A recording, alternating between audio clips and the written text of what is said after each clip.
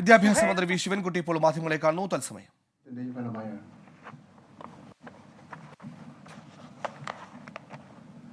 ആകെ 4,41,120 വിദ്യാർത്ഥികളാണ് പരീക്ഷ എഴുതിയത്.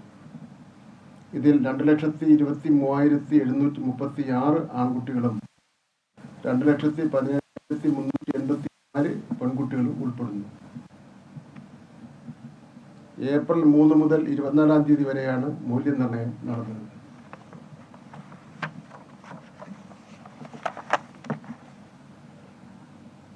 +1, +2 പരീക്ഷാ മൂല്യനിർണ്ണയത്തിൽ മൊത്തം 77 ക്യാമ്പുകളിലായി 25,000-ഓളം അധ്യാപകർ പങ്കെടുത്തു.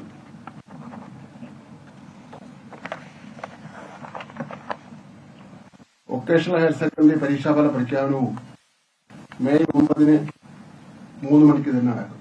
3 PM. റെഗുലർ വിഭാഗത്തിൽ 27,798 പ്രൈവറ്റ് വിഭാഗത്തിൽ 1,502 ഉൾപ്പെടെ ആകെ 29,300 പേരാണ് രണ്ടാം വർഷ പരീക്ഷയ്ക്ക് രജിസ്റ്റർ ചെയ്തത്.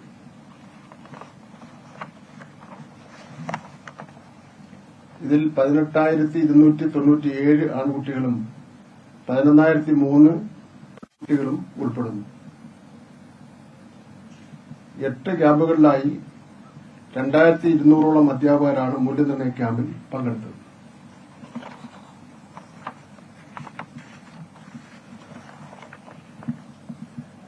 ഈ പരീക്ഷകളുടെ നടത്തിപ്പിലും അതുപോലെ തന്നെ മൂല്യനിർണ്ണയ ക്യാമ്പിന്റെ കാര്യത്തിലായിരുന്നാലും മറ്റ് പരീക്ഷയായിട്ട് ബന്ധപ്പെട്ട കാര്യത്തിലൊക്കെ ആയിരുന്നാലും പരാതിരഹിതമായി നടത്തുവാൻ കഴിഞ്ഞു എന്നത് ഏറ്റവും പ്രധാനപ്പെട്ട കാര്യമായി ഞാൻ ചൂണ്ടിക്കാണിക്കുകയാണ്.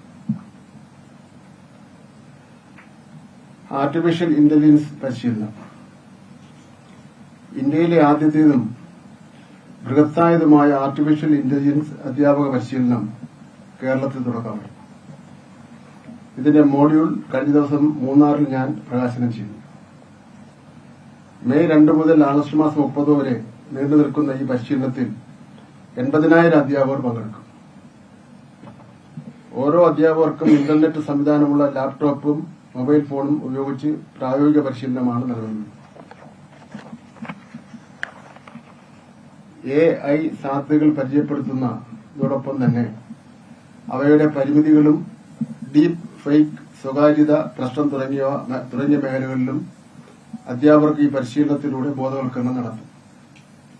ഏറ്റവും പുതിയ സാങ്കേതിക വിദ്യകൾ അവയുടെ അക്കാദമിക മൂല്യം നഷ്ടപ്പെടാതെ ക്ലാസ് മുറികളിൽ പ്രയോഗിക്കാൻ അധ്യാപകരെ പ്രാപ്തരാക്കുകയാണ് പരിശീലനം കൊണ്ട് ലക്ഷ്യം വയ്ക്കുന്നത്.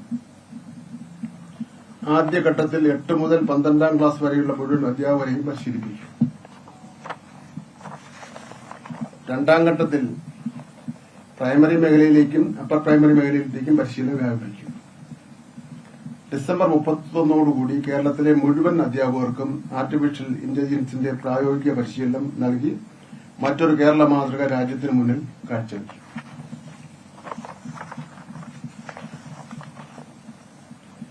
കേരള മഹിളാ സമാഖ്യ വളരെ പ്രാധാന്യം കൊടുക്കേണ്ട ഒരു പ്രശ്നമാണ്. കേരള മഹിളാ സമാഖ്യ സൊസൈറ്റിയുടെ 6ാമത് ജനറൽ കൌൺസിൽ യോഗം ഇന്ന് ചേർന്നിരുന്നു. കേരളത്തിലെ 101 പഞ്ചായത്തുകളിൽ മഹിളാ സമാഖ്യ പ്രവർത്തിക്കുന്നുണ്ട്. വിവിധ രീതിയിലുള്ള അതിക്രമങ്ങൾ നേരിട്ട് സ്വന്തം വീടുകളിൽ താമസിക്കുവാൻ സാഹചര്യമില്ലാത്ത 18 വയസ്സിന് താഴെയുള്ള SLC ഫലപ്രഖ്യാപനം മെയ് 8-നുണ്ടാകും. വിദ്യാഭ്യാസ മന്ത്രി വി ശിവൻകുട്ടി മാധ്യമങ്ങളെ കാണുക.